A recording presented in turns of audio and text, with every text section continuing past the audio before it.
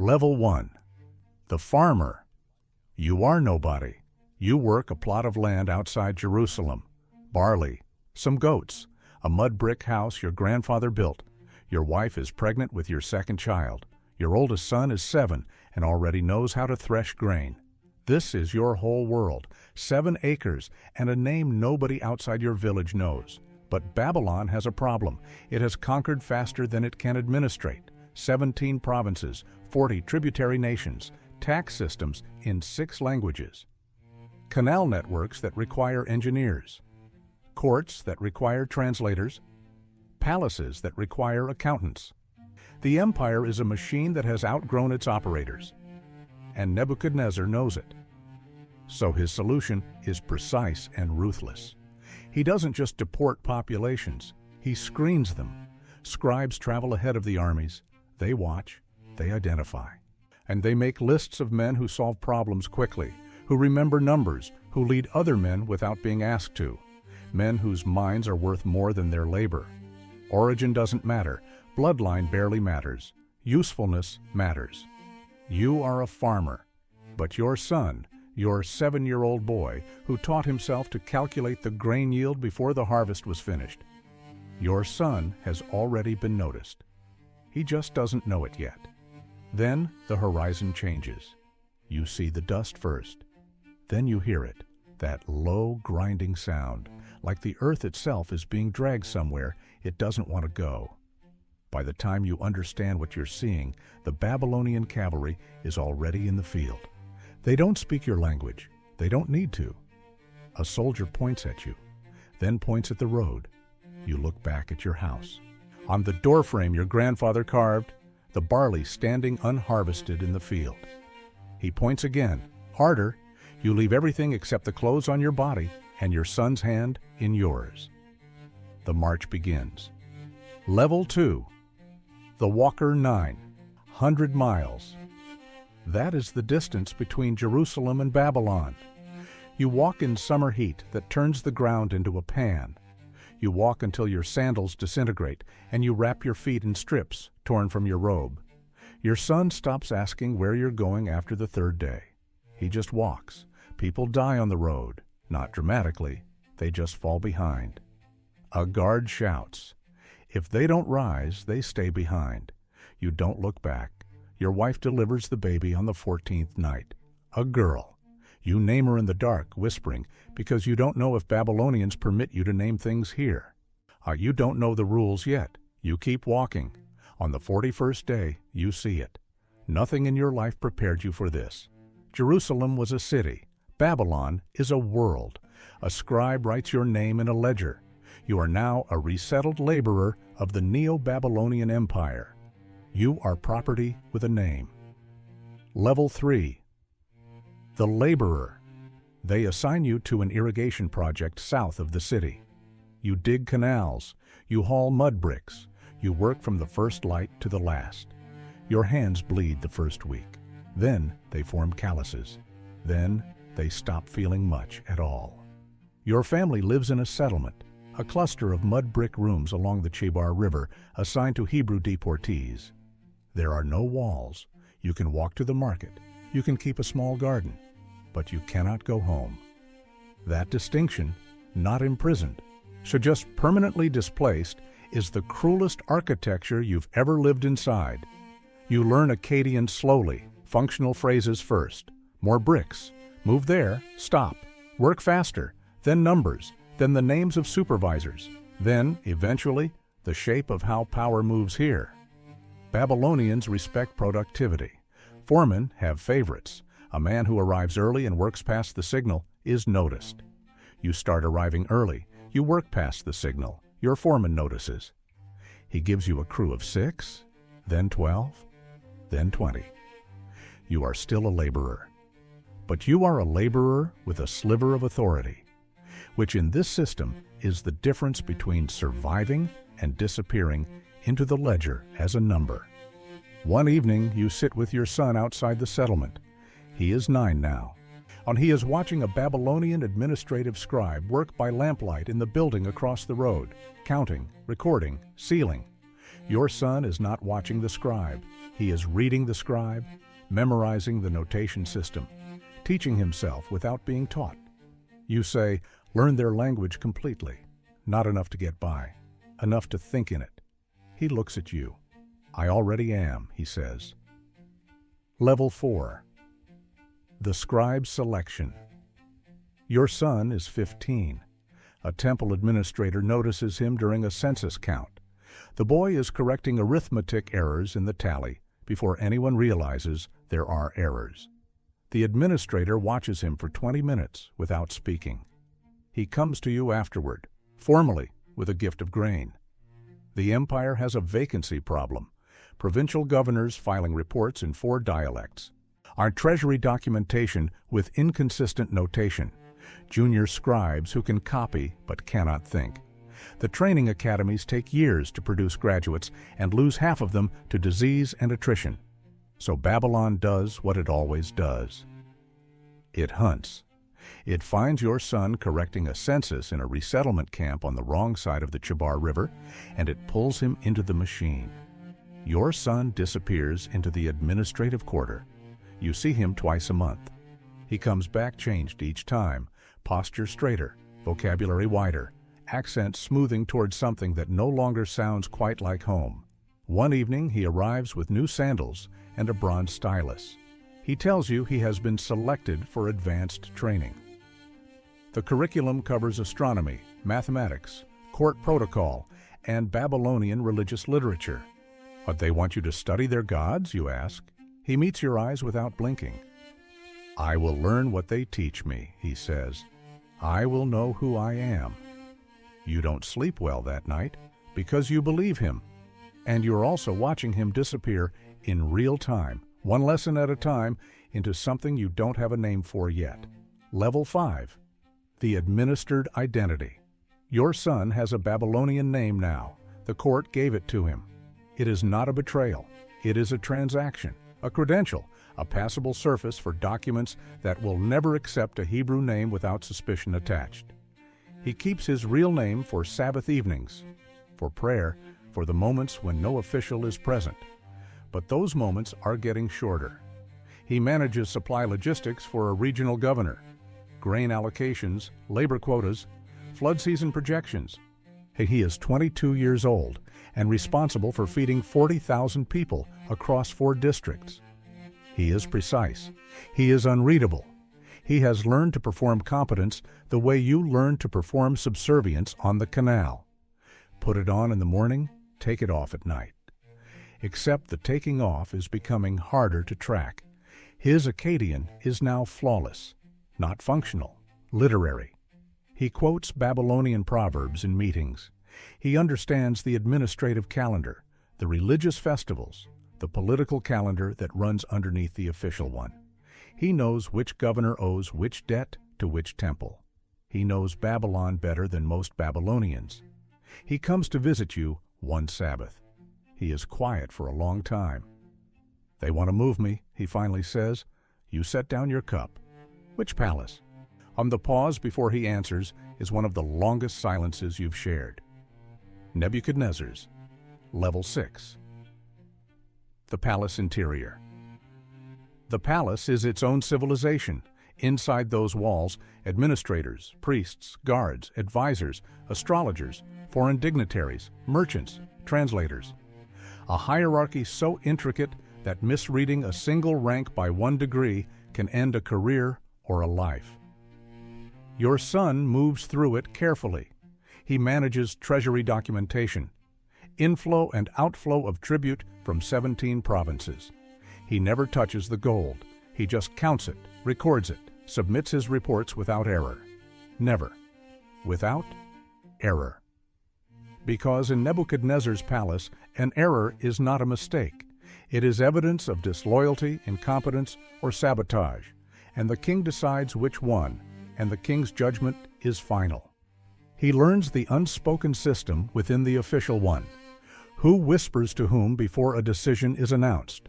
Which advisor drinks too much and talks? Which scribe is padding his reports? He stores it all. Reports, none of it. Information is not power. Unused information is power. The moment you spend it, it's gone. He learned this from you. You learned it on the canal, watching the foreman. The canal you were assigned to because a scribe wrote your name in a ledger on a day you had no say in. The knowledge travels down that chain without anyone noticing. One morning, the king's chamberlain stops him in a corridor. "You're the Hebrew. I manage the treasury records for the eastern provinces." The chamberlain studies him. "Come to the morning briefing tomorrow. Level 7, the briefing room 12 men, senior advisors, no windows. Maps and clay tablets across a long table. Your son is the youngest by 15 years and the only Hebrew in the room.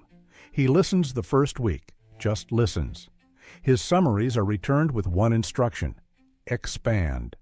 He expands. 3 clay tablets. Projection models going 18 months forward. 3 scenarios cross-referenced against rainfall data from Babylonian astronomical records spanning 60 years. Records he had no official authorization to access, but which no one thought to restrict from a man who clearly knew how to read them.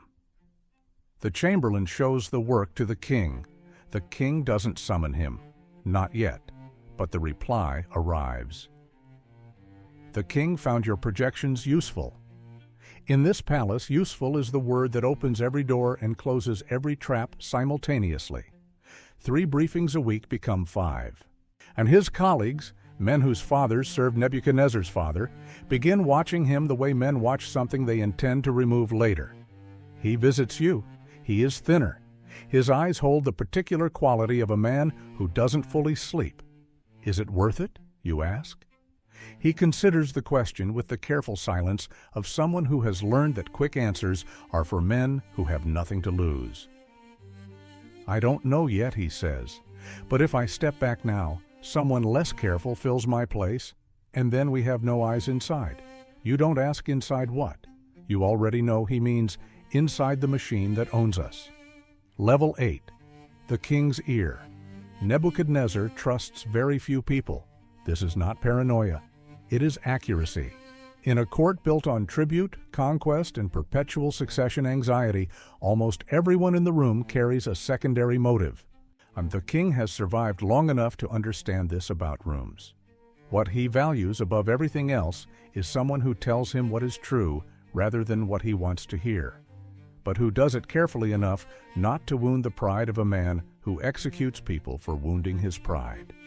This is an almost impossible balance. Your son finds it. He presents information plainly. No flattery before bad news. No burial of bad news inside 3 paragraphs of praise. Just, here is what the data shows. Here are your options. Here is what I would recommend and why.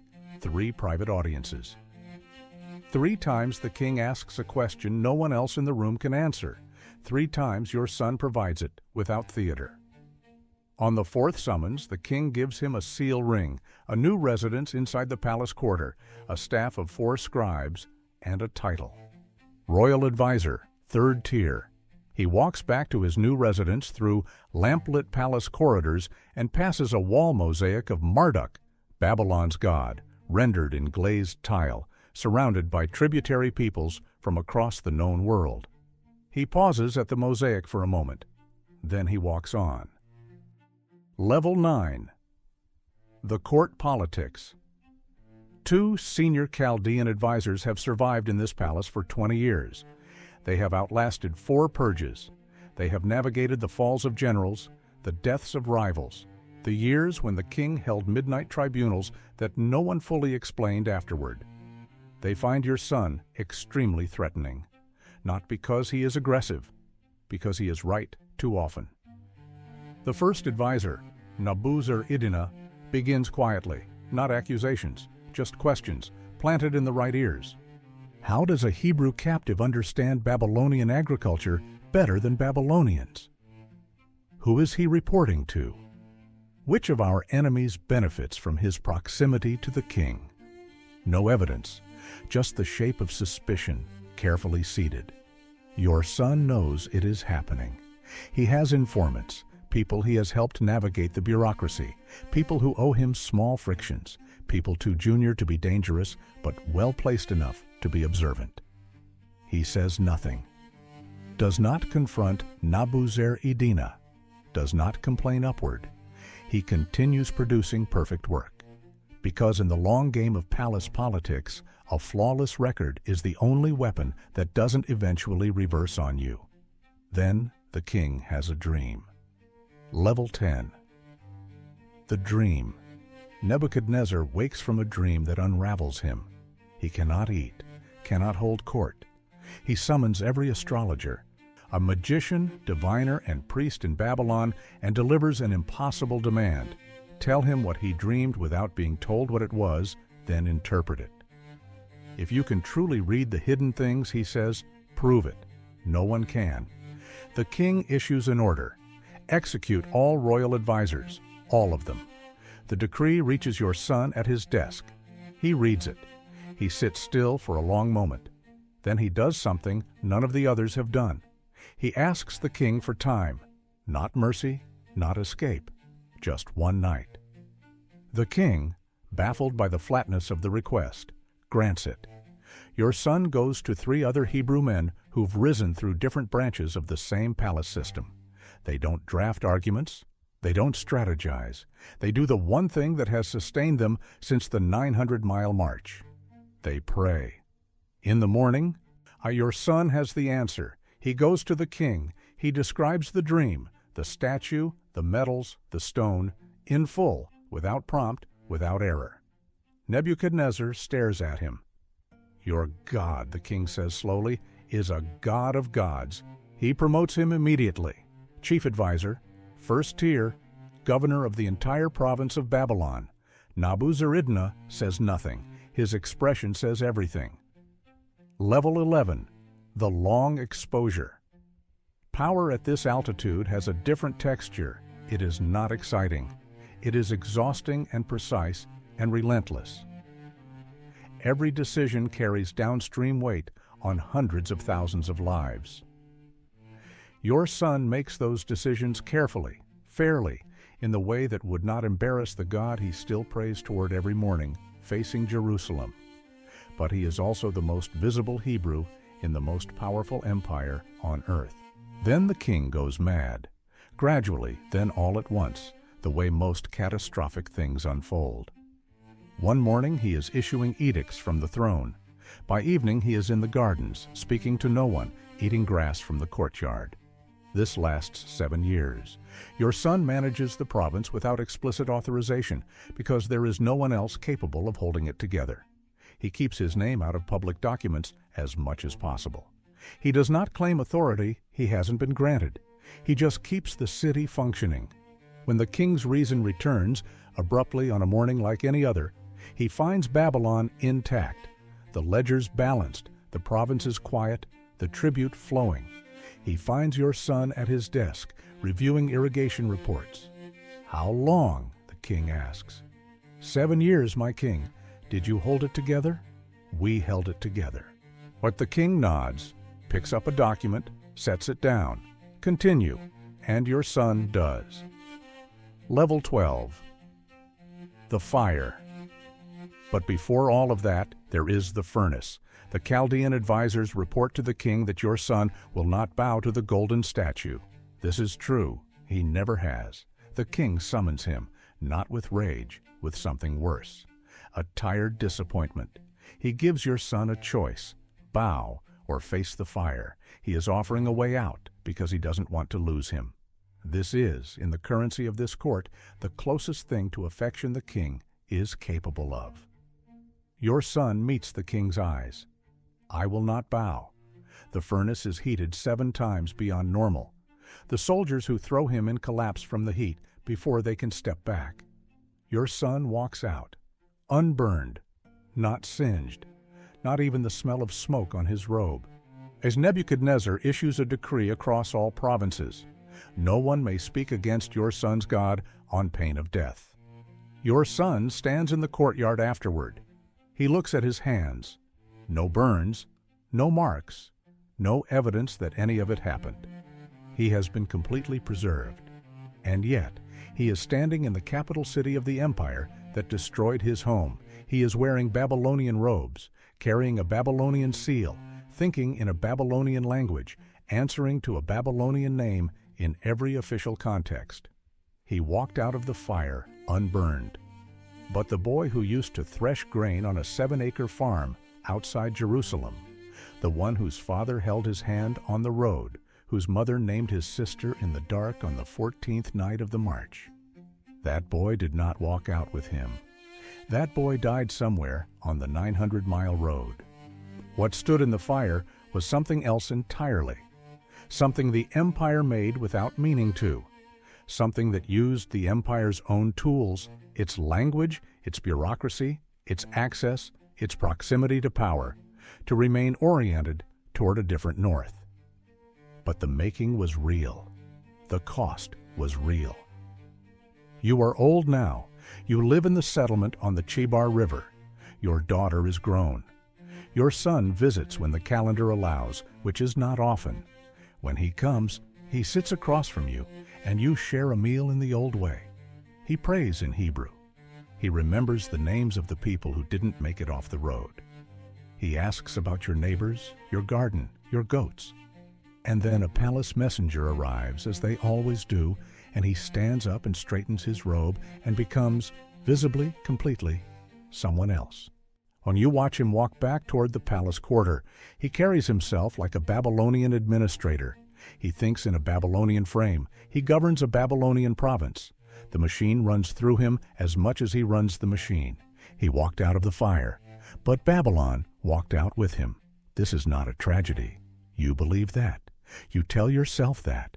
You sit with your barley bread and your small garden on the wrong side of the Chebar River, and you watch the city he governs shimmer in the late afternoon heat, and you ask yourself the question you've never been able to answer cleanly.